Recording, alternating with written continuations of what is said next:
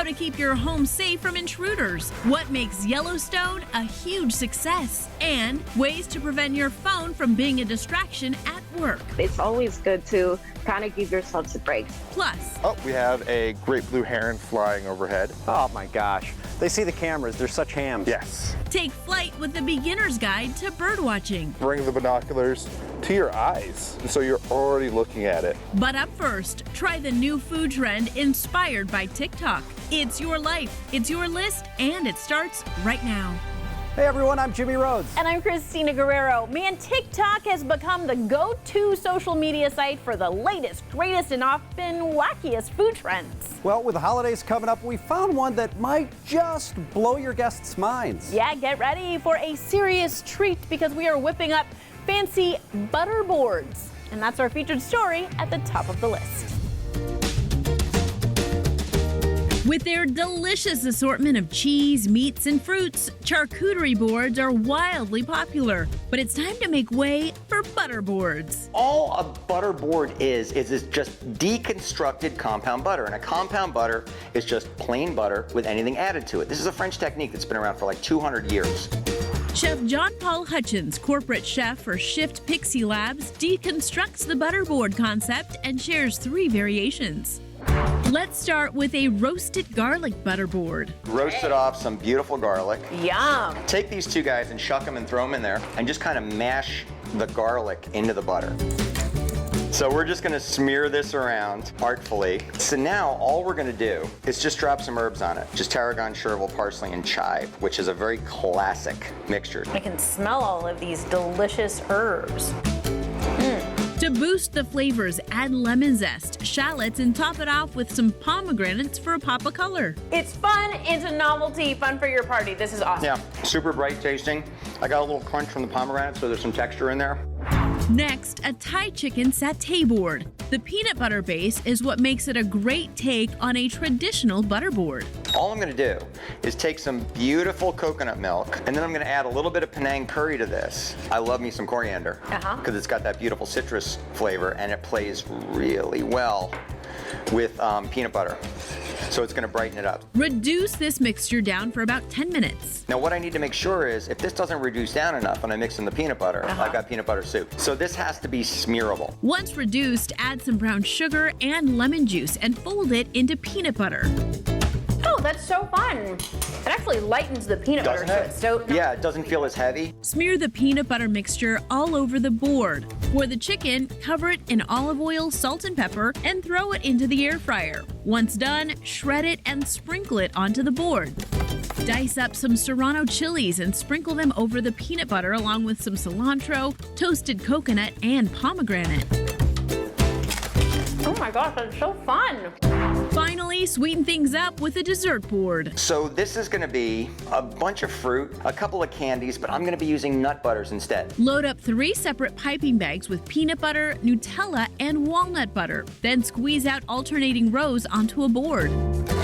For a little more sugar, slice up some pre-made Rice Krispie treats to dip. Yeah, and the idea is it just should be fun to eat. Pile on the fun with sliced bananas, strawberries, white raisins, crushed peanuts, and chocolate chips. Oh, we've created artwork there. That's pretty. Everything better with butter at the top of the list. Right now, a lot of birds are in the middle of flying south for the winter, and that makes it a great time for bird watchers to see some unusual varieties. We're spreading our wings and learning some more about the world of birding. 40% of the world's birds migrate south for the winter.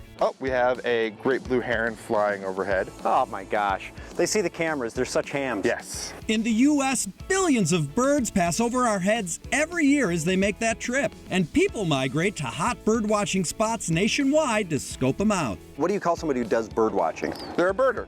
We turn to Corey Lycopoulos, the Senior Education Coordinator at the Audubon Center in Phoenix, to learn why people like to bird. We have a black phoebe here, just sitting pretty for us. First, he says it's easy to do because you can bird all over. It's something that you can do pretty much anywhere.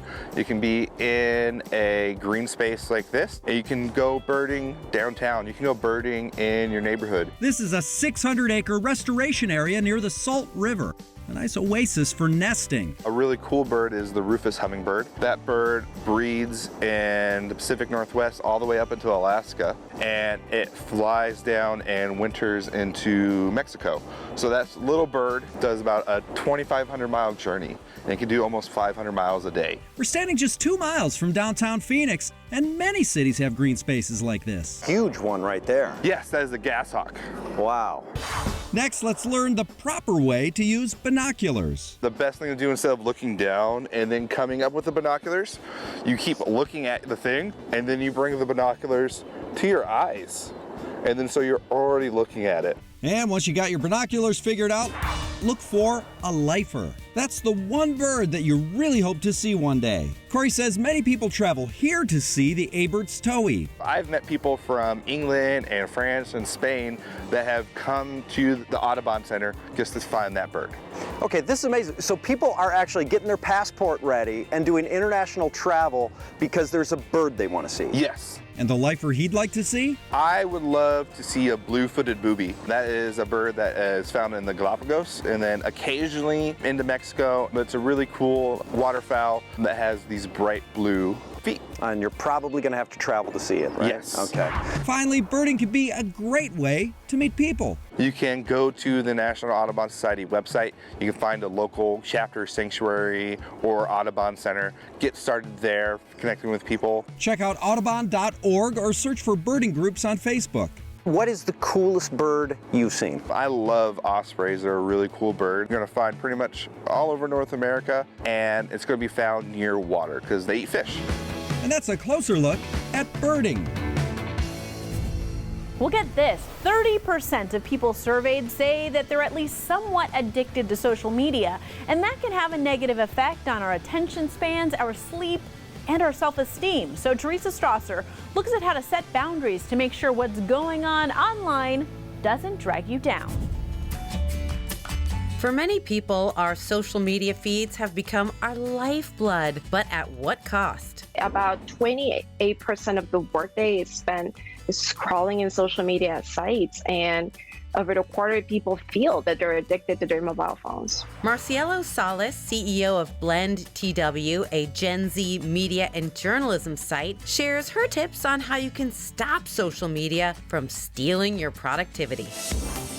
Start by installing blocking apps. It's really hard for you to be productive when there's like 1,000 devices telling you or notifications that's going on and on. Apps like Forest, Serene, and her favorite, Freedom, can be set up to help you focus on work, not shiny objects. It helps you block any social media app or just any website that you don't want to use for a specific blocks of time. You can select from their preset lists or create an unlimited number of customized block lists to suit your different situations. You get to choose the time, the day, the specific sites that you don't want to visit. There are so many better ways we could be spending our time. In addition, some apps offer perks along with this, like Forest. Every time you're productive, then you earn coins, and these coins can actually be saved the app to help plant trees in Africa. How cool is that? Next, give yourself a reward system. Before indulging into social media for a couple minutes, as you execute longer and harder tasks, you earn more minutes on social media. She likes the 5-60 rule. I give myself permission to check social media 5 minutes after 60 minutes of complete productivity. To really incentivize yourself, customize the rewards. Some people love to go for a walk. Some people love to meditate, right? And then you go back to do the work that you need to do for the day. But it's always good to kind of give yourselves a break.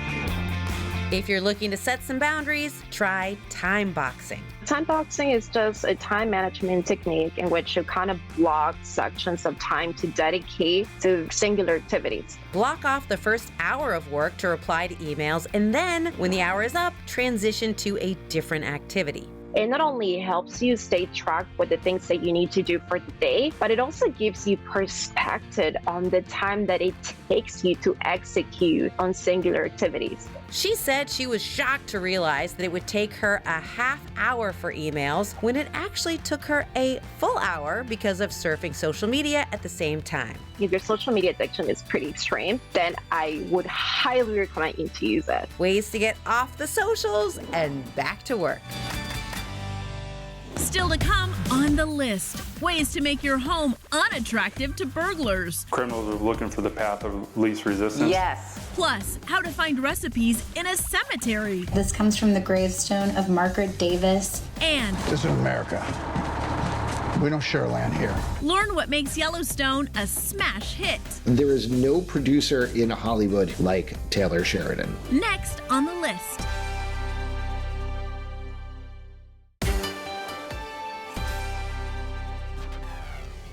Welcome back, and we all want our homes, along with everyone and everything in them, to be safe. And even if you don't have an alarm system, there are plenty of ways to help keep your house from being a target for the bad guys. Teresa Strasser has tips on DIY home security. Your home is your nest, your sanctuary. You do not want criminals anywhere near it, whether you're there or not. Criminals are looking for the path of least resistance. Yes. And the easiest opportunity that they can to get away with something. Chad Aruda, co-founder of Wyndham Security, shares some tips on how to keep your house off criminals' radar.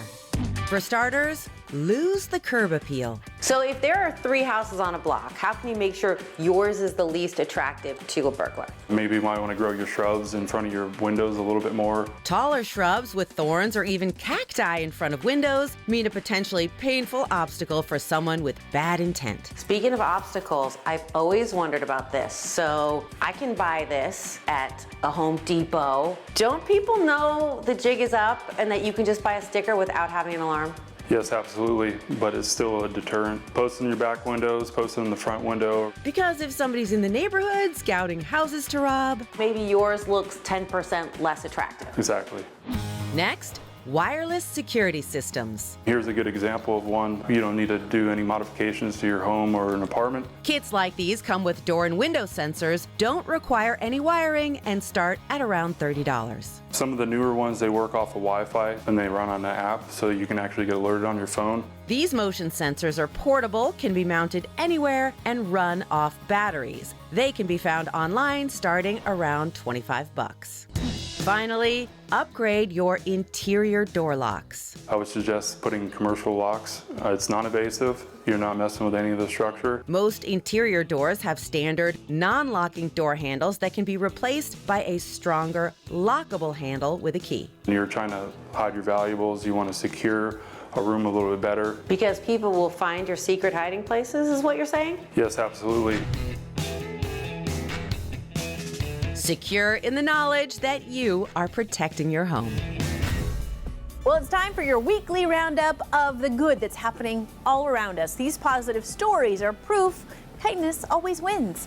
First up, a TikTok creator from Washington, D.C., whose account Ghostly Archive has become a way for people to celebrate the lives of late loved ones. Today we're going to make a glazed blueberry pie. This comes from the gravestone of Margaret Davis. She had a big family, loved cooking. I have never seen a blueberry pie like this before, so let's try it. Rosie Grant cooks recipes written on gravestones, which not only helps showcase nostalgic family recipes, but also keeps the memory alive of those who expressed their love through food. This recipe comes from a woman named Beverly. She died and was buried in Texas. She had a recipe for meatloaf that was apparently so good, her own tombstone says she made the best meatloaf. She's racked up over 100,000 followers and hopes to make as many recipes as she can. Sounds delicious.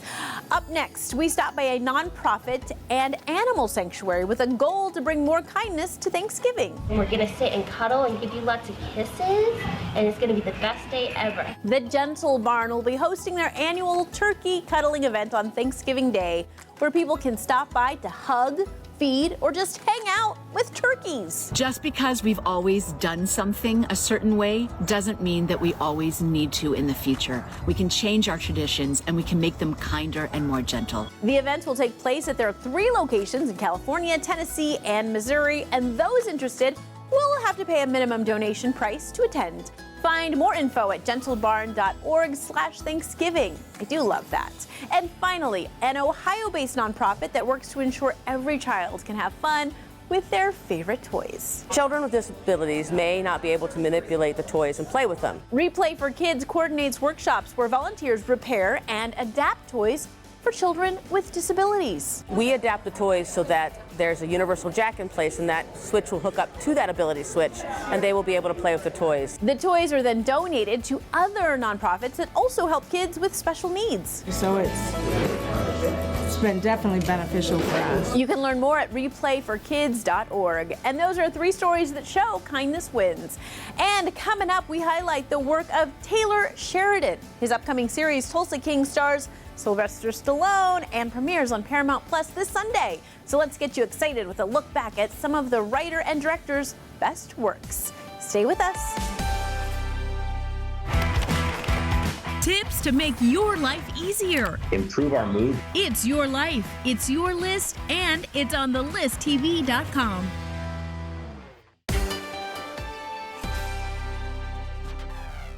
Welcome back. And on today's watch list, folks just can't seem to get enough of Taylor Sheridan these days. The creator of Yellowstone has a lot of irons in the fire, including a new drama dropping this month. So Hattie D. Jamal's taken a closer look at his remarkable body of work. The Sheridan-verse is expanding at an exponential rate. There is no producer in Hollywood who has the power to make top-tier talent come to TV like Taylor Sheridan. Talking about his favorite picks of Taylor Sheridan's TV shows that have the audiences glued to their screens is managing editor for Decider.com, Alexander Zalben. Starting off with Yellowstone. This is America. We don't share land here. If you've never watched Yellowstone before, this is the epitome of a modern Western. With millions of viewers tuning in each week, Season 4 was the most watched scripted series on television last year. Back to work. Yellowstone is probably the hugest hit on TV.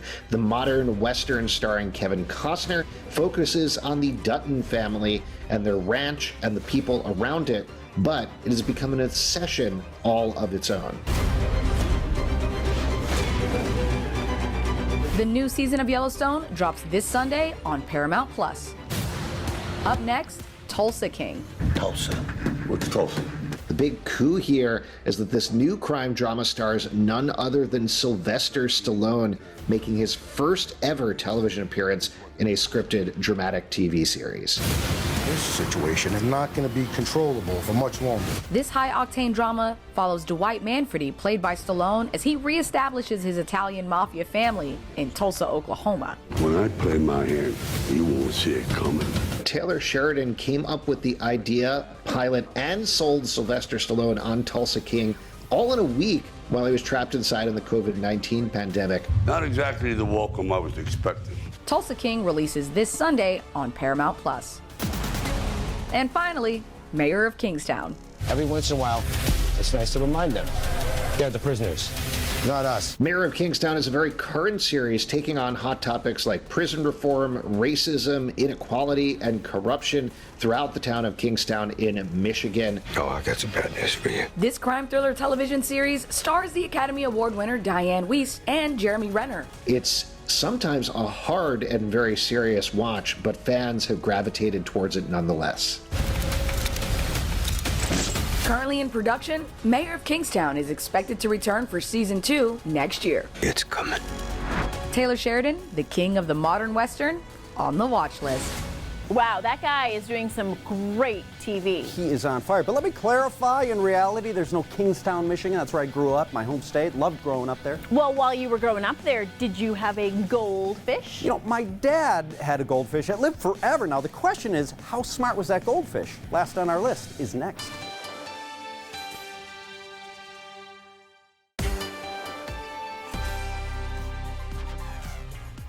Welcome back. It's time for what's last on our list. And KG, out of the main kinds of household pets, who do you think is the smartest? Well, I would think that it would be a dog. Okay, very good. Which would you say is the most not so bright? Based on the fact that I know what this story is about, I don't know, a goldfish? I would tend to agree. However, look at this headline in Newser. It says we may have underestimated goldfish. Okay, just to be clear, the actual fish that is gold, not the snack that I give my kids 12 times a day, right? You're a nutrition freak. Well, I will say the lowly goldfish has never really been considered the cool kid in school. I get what you're doing there. Yeah. Annie DeFranco even has a song about Little Plastic Castle being a surprise every time, and I'll never get this image of her face on a goldfish body out of my head. I know, it's so interesting, right? Well, fish in general have this no memory rap. In Finding Nemo, Dory, who's blue, not gold, she starts out with a lousy memory and is always meeting people again for the first time. Right, well, take a look at this BBC video of Oxford University research where they trained goldfish to swim 70 centimeters, then turn back around for a food reward. They even remembered after a week off from training. They were learning how to play fetch? Apparently. Like a dog. Meanwhile, if you get to your car and realize you forgot your keys, your dog greets you like you've been gone for over a year, even though it's been like 30 seconds. Right, so who's really smarter, KG? All right, but fair enough. Dogs are big goofs, so yeah, that's actually a pretty low bar. In fact, I'm naming my next dog Goldie and hoping some of the smarts rub off. Not a bad idea. Friends, that's what's last on our list. Thanks for watching. We'll see you next time. Tomorrow, get lucky with a list for 1111. Change those beliefs, change the action. Discover why 1111 is an angel number. They're very, very old systems of looking at numbers. Learn the power of manifestation. You need to understand it's happening all the time. For me, I want to manifest the money. Get ready to change your life. Envision what your path might look like. It's 1111. Step up, make a wish. Tomorrow on the list.